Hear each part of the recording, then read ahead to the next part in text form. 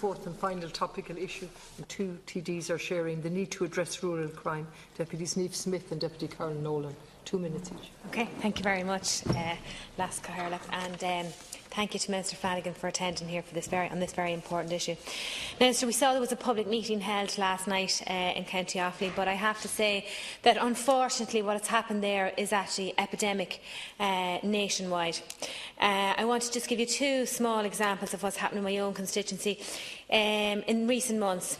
In broad daylight, from Clones in County Monaghan to Mountain Lodge in County Cavan, we had 8 break-ins to people's homes in broad daylight from the early morning until lunchtime. Just to give you an example, on the last house that those criminals broke into, it was a young couple, the McGinn family. Their children luckily were at school. They had left the house early in the day to go somewhere. Came back at lunchtime, found 3 men, criminals, in their homes, ransacking their home. And when they arrived at their back door, there was a man standing there with a hurley stick, ready to attack whoever got in his way. More recently, again in the Cootehill area, we've had a couple in their early 70s.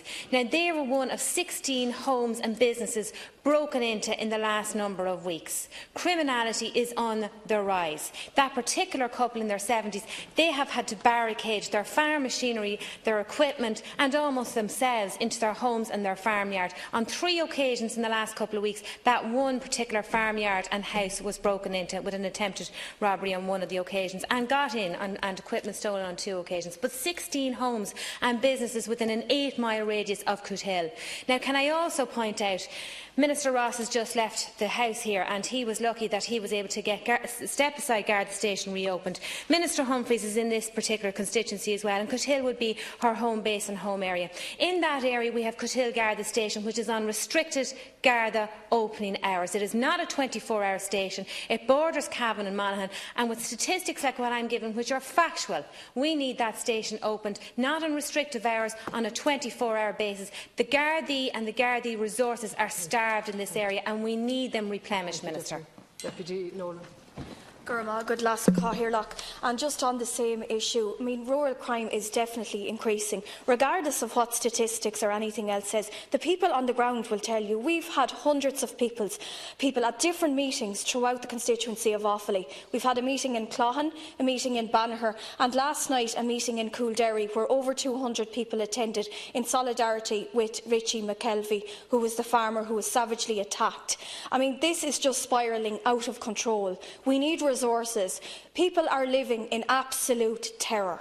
There's reports that farmers are bringing firearms into their bedrooms at night in order to protect themselves. And I mean, we're going to have an absolute escalation of this. What we need is more Gardaí on the ground. We don't need to hear about the reopening of Templemore. We want to see the results of that. We want to see more Gardaí patrolling rural communities and protecting rural communities. We also want to see part-time stations turned into full-time stations. And one example is a big town in North Offaly, Edenderry, a growing population. That station is part-time.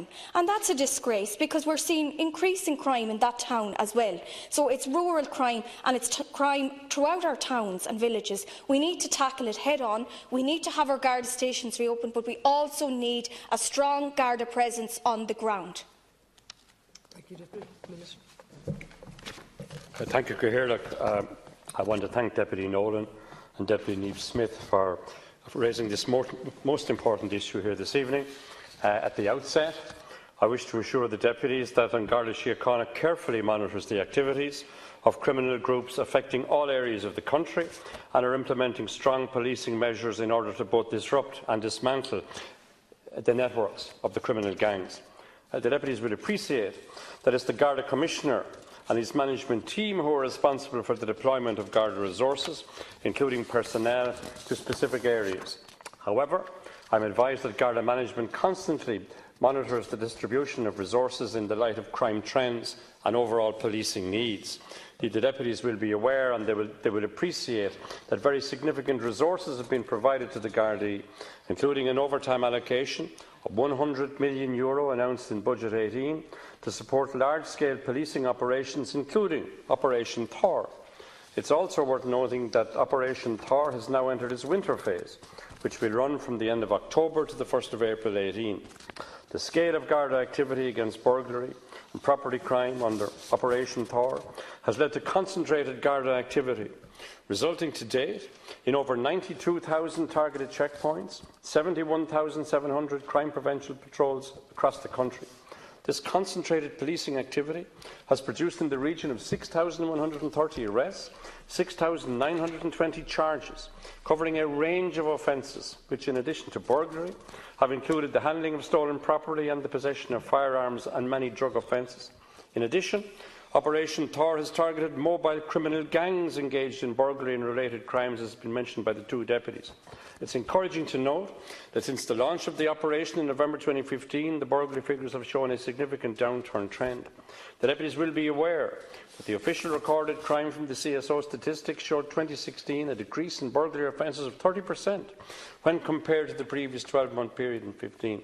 This reflects the success of the concentrated Garda drive against crime being implemented under Operation Thor. Furthermore, crime prevention officers actively engage with community groups to promote Safer Communities campaign and advise residents of ways to increase their personal safety and secure their property. I listened with care to what the deputies have said this evening. Listened in particular to what Deputy Smith has said about her area in Cavan and Monaghan. I listened at what Deputy Nolan had to say about County Offaly. I want to acknowledge the horrific and totally unacceptable assault on Mr Richard McKelvey in South Offaly. I want to offer my condolences. I want to offer the condolences and sympathies of my colleague, Deputy Marcella Corcoran-Kennedy, on what was an unacceptable act. And we are in constant contact with the Garda Síochána in order to ensure that those responsible for these unacceptable acts are brought to justice. As part of the concentrated strategy to combat burglary, the Government has made it a priority to secure the enactment of specific legislation targeting prolific burglars, the Criminal Justice Burglary of Dwellings Act 2015. These provisions are now fully available to the Garda Síochána in order to support prosecutions in the court arising from Operation Thor. Furthermore, from a legislative point of view, can I cite the Criminal Justice Forensic Evidence and DNA Database System, which has commenced? This introduced a DNA database which provides the Gardaí with important investigative links, hits between people and unsolved crime, including burglaries. It is anticipated that this will assist in improving detection rates for burglary over the coming years. I wish to assure the Deputy that I take these issues extremely seriously, and under my watch I will ensure, as Minister for Justice, in conjunction with the Garda Síochána, that there will be no hiding place in any part of rural Ireland for people engaged in criminal activity. Thank you, Minister. Deputy Smith, 1 minute. Thank you, Minister. And I'm glad what I sense from you today is there's going to be a zero tolerance of this criminality that's happening in our rural areas. But I have to say, for the McGinn family in Mountain Lodge and the McPhillips family in Kill, they do not feel the benefits of Operation Thor.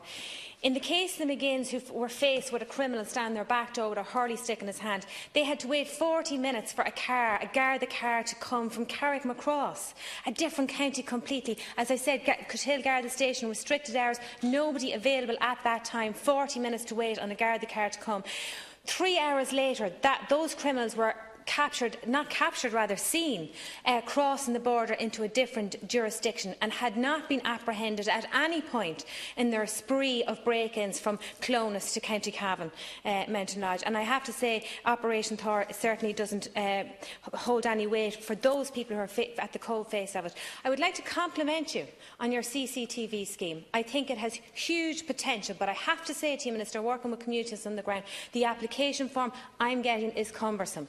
There is restrictions around Garda stations in the community, there's restrictions around maybe council buildings in the community.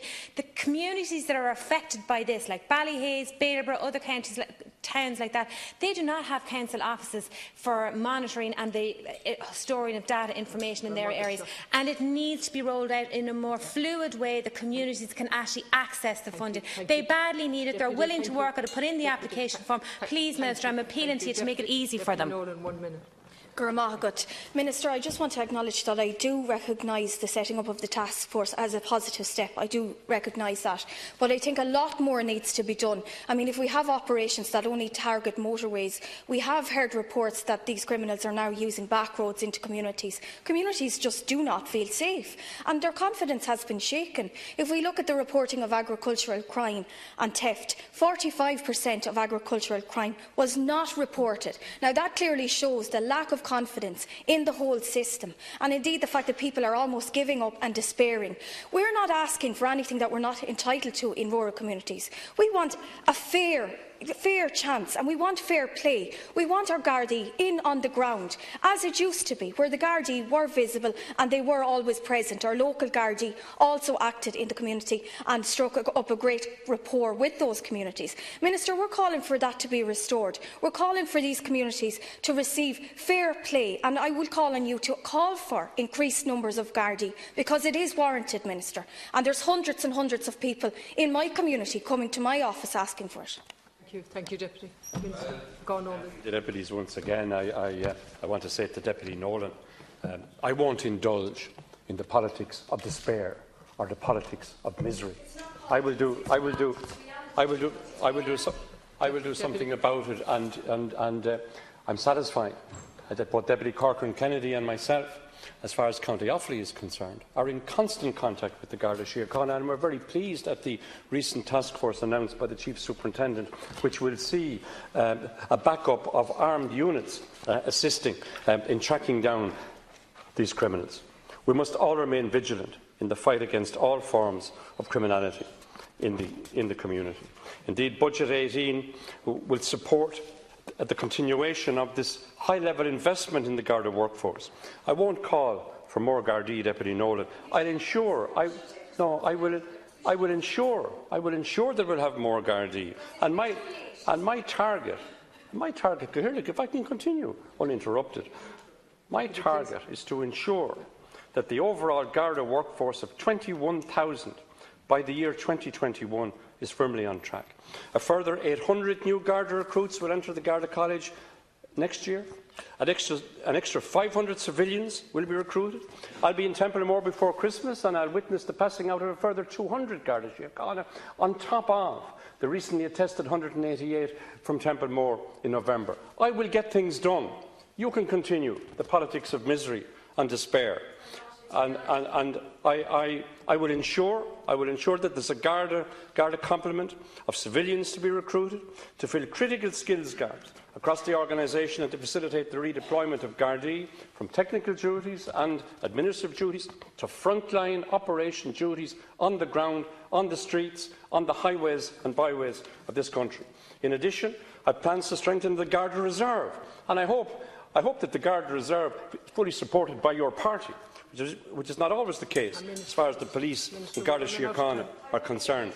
Plans to strengthen the Garda Reserve with new reserves expected to commence training in early 2018. And I'd say finally, in response to Deputy Smith, she raised the very important issue of the Garda fleet, the Garda cars. I agree with her, and I'm very pleased to note that over the past couple of years we've managed an additional 720 new Garda vehicles, some of which are evidence on the roads and highways and byways of County Cavan and many across County Offaly. In conclusion, I wish to assure the House that I will ensure that the Garda Síochána has the capacity to address the needs of communities throughout the country well into the future.